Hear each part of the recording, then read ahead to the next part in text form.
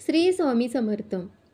झाडं ही फक्त पर्यावरण शुद्ध करत नाही, तर त्यांचा आपल्या जीवनावर खोल परिणाम होत असतो. वास्तुशास्त्रानुसार घरामध्ये काही झाडं लावल्याने सकारात्मक ऊर्जा मिळते. घरात सुखसमृद्धीसुद्धा येते. अशाच एका वनस्पतीची म्हणजेच ज्याला आपण कृष्णकांता, विष्णुकांता असं म्हणतो, ते अर्थात गोकर्ण. याला अपराजिता असं सुद्धा म्हणतात. या गोकर्णाला पांढरी किंवा निळी फुले येतात. या फुलांचा आकार गायीच्या कानांसारखा असतो, म्हणून याला गोकर्ण असे म्हणतात. निळ्या रंगाचे फूल भगवान श्रीहरी विष्णूंना प्रिय आहे. गोकर्णाच्या वेलीला वेल्थ वेल असंही म्हणतात. शास्त्रानुसार गोकर्ण घरामध्ये लावल्याने धनाची प्राप्ती होते. हे रोप घरात लावल्याने लक्ष्मीचा वास आपल्या घरामध्ये होतो. आता इथे पैशाचा अर्थ असा आहे की हे झाड घरामध्ये लावल्याने धनवान होण्यासाठी केलेले कष्ट आपले सफल होतात. निळ्या रंगाची गोकर्णाची वेल जशी वाढली जाते तशी घरात समृद्धी येतं असं मानलं जातं. पैशाशी संबंधित समस्यासुद्धा संपुष्टात येऊ लागतात किंवा या गोकर्णीच्या वेलीच्या वाढीसोबतच घरामध्ये भरपूर सकारात्मक ऊर्जासुद्धा वाढते असंही म्हटलं जातं. शनिदेवांच्या पूजेमध्ये निळी गोकर्णाची फुलं अर्पण केल्यास शनिदेव प्रसन्न होतात. आता ज्यांच्या कुंडलीमध्ये 7.5 चालू असेल किंवा ज्यांना शनिदोष असेल, त्यांनी शनिदेवांना दर शनिवारी गोकर्णाची निळी फुले अर्पण करावीत. त्यामुळे त्यांना जो काही त्रास होत असेल त्यात नक्कीच आराम पडेल.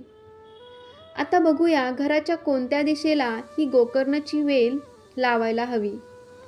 घराच्या ईशान्य कोपऱ्यात अर्थात उत्तर आणि पूर्व यांच्यामधील दिशा या दिशेला निळा गोकर्णाची वेल लावल्यास त्याचे शुभ परिणाम मिळतात. या दिशेला ईश्वराचा वास असतो. तसेच हे रोप कोणत्या दिवशी लावायला हवे? अर्थातच याला विष्णुप्रिया असं म्हटलं जातं. त्यामुळे विष्णूंना समर्पित असणारा दिवस अर्थात गुरुवारी किंवा माता लक्ष्मीच्या दिवशी अर्थात शुक्रवारच्या दिवशी तुम्ही निळी अपराजिता अर्थात निळा गोकर्ण लावू शकता. या दिवशी लावल्याने तुम्हाला अधिक फायदेशीर ठरेल आणि तुमच्या घरामध्ये सुखसमृद्धी येईल. गोकर्णाच्या रोपाला आपल्या चांगल्या नशिबाचे प्रतीक मानले जातात. वास्तुशास्त्रानुसार निळ्या रंगाची वेल घरी वाढली की घरात धनाची प्राप्ती होते असं म्हणतात. मात्र गोकर्णाचे रोप जर आपल्या घरी असेल तर या 3 चुका करू नये. यामुळे उलट परिणामही होऊ शकतात. म्हणून गोकर्ण सर्व घरात असेल तर कोणत्या 3 चुका करू नये ते पाहूया. वास्तुशास्त्रानुसार घरात ठेवलेली प्रत्येक वस्तू महत्त्वाची असते. इतकंच नाही तर आपल्या घराच्या बागेत किंवा घराच्या आत उगवलेल्या झाडांचा वास्तुशास्त्राशी थेट संबंध असतो. असं मानलं जातं की घरामध्ये काही झाडं लावल्याने आणि त्यांची चांगली वाढ केल्याने घरात सुखशांती येते आणि ही झाडं घरात सकारात्मक ऊर्जा देखील देतात. एवढंच नाही तर या रोपांमुळे घरात धनलक्ष्मीचे आगमनही होते असं मानलं जातं. आपल्या घरात जर गोकर्णाचे रोप असेल तर 3 चुका करणे टाळावं. कारण वास्तूमध्ये असं मानलं जातं की गोकर्णाचे रोप त्याच्या विशिष्ट ठिकाणी ठेवलं नाही तर त्याचे नकारात्मक परिणामही दिसून येतात, ज्यामुळे आपली झोप खराब होणं आणि विनाकारण समस्या उद्भवणे यासारख्या गोष्टी घडून येतात. त्यातली पहिली चूक जी अनेक जण करतात ती म्हणजे निळ्या रंगाची गोकर्णाची वेल सुंदर दिसते म्हणून ती घराच्या बेडरूमजवळ किंवा बेडरूममध्ये लावतात. वास्तूनुसार हे चुकीचं म्हटलं जातं. जर तुम्हीसुद्धा गोकर्णाचे रोप आपल्या घराच्या बेडरूमजवळ किंवा बेडरूममध्ये ठेवत असाल तर लगेच त्याचे स्थान बदलावं. घरामध्ये प्रत्येक ठिकाणी वेगवेगळ्या प्रकारची रोपे लावणं चांगलं असलं तरी वास्तूनुसार घराच्या बेडरूममध्ये गोकर्णाचे रोप कधीही लावू नये किंवा त्याच्या आजूबाजूला ठेवल्याने फायद्याऐवजी तोटा होऊ शकतो. दुसरी चूक करू नये ती म्हणजे कोमजलेलं गोकर्णाचे रोप. वास्तूनुसार कधीही सुकलेलं कोमजलेल्या गोकर्णाचे रोप आपल्या घरात लावू नये. असं मानलं जातं की जर आपण वाळलेली झाडं घरात ठेवली तर आपल्याला अनेक प्रकारचं नुकसान होऊ शकतं. वाळलेल्या गोकर्णाच्या रोपामुळे घराची आर्थिक स्थिती बिघडू शकते. शिवाय सुकलेली किंवा कोमजलेली गोकर्णाची वनस्पती सकारात्मक ऊर्जेसाठी अनुकूल मानली जात नाही. म्हणून जर आपल्या घरामध्ये सुद्धा गोकर्णाची वेल असेल तर त्याची नियमित काळजी घ्यावी. काही कारणांनी ही झाडं सुकली तर ती ताबडतोब काढून टाकावी. त्याचबरोबर असं मानलं जातं की गोकर्णाचे फूल घरामध्ये आनंद दर्शवतात. असं मानलं जातं की ही वनस्पती सहजपणे फुलत नाही. विशेषतः ज्या घरात नकारात्मक ऊर्जा असते तिथे त्याचे फूल कधी येत नाही. परंतु या वनस्पतीच्या वेलीतून फुले सहज उगवल्यास ते आपलं नशीब पालटू शकतात आणि घरात सुखसमृद्धी आणतात. त्यानंतर तिसरी चूक जी गोकर्णाच्या रोपाच्या बाबतीत करू नये ती म्हणजे घरात जर गोकर्णाचा वेल असेल तर मांस आणि मद्यपान याचे सेवन करून गोकर्णाच्या रोपाला स्पर्श करू नये.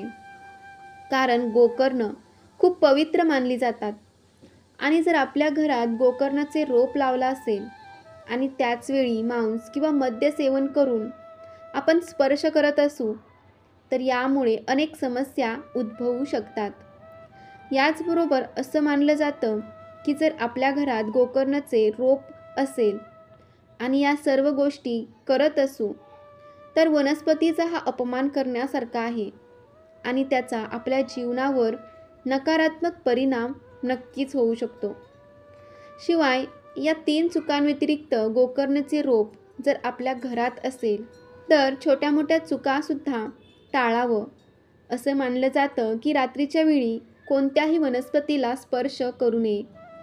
विशेषतः गोकर्णाचे रोप जर आपल्या घरी असेल तर ही एक अशी वनस्पती आहे ज्याची पूजा केली जाते आणि जर आपण या रोपाला रात्रीच्या वेळेस स्पर्श केला तर आपल्याला त्याचा त्रास होऊ शकतो. या रोपाला रात्री चुकूनही हात लावणे आणि रात्री या रोपाला चुकूनही पाणी देऊ नये. वास्तूमध्ये स्नानगृह हे ऊर्जेचा निचरा करण्याचं ठिकाण बनले जाते. त्यामुळे गोकर्णाचे रोप या भागांपासून दूर ठेवणे महत्त्वाचे आहे. किंवा बाथरूमजवळ गोकर्णाचे रोप ठेवल्याने आपल्या घरातील सकारात्मक ऊर्जेचा प्रवाह बाधित होऊ शकतो. त्याऐवजी गोकर्णाची वनस्पती लिव्हिंग रूम किंवा अभ्यासाच्या ठिकाणी ठेवावी. चैतन्य वाढीस प्रोत्साहन देणारी जागा निवडावी. शिवाय घराच्या अंगणात गोकर्णाचे रोप लावणं खूप शुभ मानलं जातं. गोकर्णाचे 2 प्रकार आहेत. एकाला निळी फुले येतात आणि दुसऱ्याला पांढरी फुले येतात. निळ्या रंगाचं गोकर्णाचे झाड हे सहज उपलब्ध होतात. या 2 पैकी कोणतीही गोकर्णाची रोप घरी आणावीत आणि घरात लावावी. हे गोकर्णाचे रोप आपल्या घरी असल्याने घरात सुखसमृद्धी नांदते. मात्र त्याची रोप लावताना विशेष काळजी घ्यावी. हे एक पूजनीय वनस्पती मानली जाते. धर्मग्रंथानुसार गोकर्ण फुलाला अपराजिता, विष्णुप्रिया, विष्णुकांता इत्यादी नावांनी देखील ओळखले जातात. गोकर्ण धनाची देवी लक्ष्मीशी संबंधित आहे. त्यामुळे गोकर्ण घरात लावल्याने आर्थिक समृद्धी वाढते. गोकर्ण ही शुभ आणि पूजनीय असल्याने तिच्या प्रभावामुळे घरात सुखशांतीचं वातावरण राहतं. घरातील सदस्यांचे मन स्थिर राहतं असंही मानलं जातं. त्यामुळे सर्व कामं व्यवस्थित होतात. गोकर्ण ही एक अतिशय मोहक वनस्पती मानली जाते. ती राहत असलेल्या ठिकाणी समृद्धी आणि सुसंवाद वाढतो.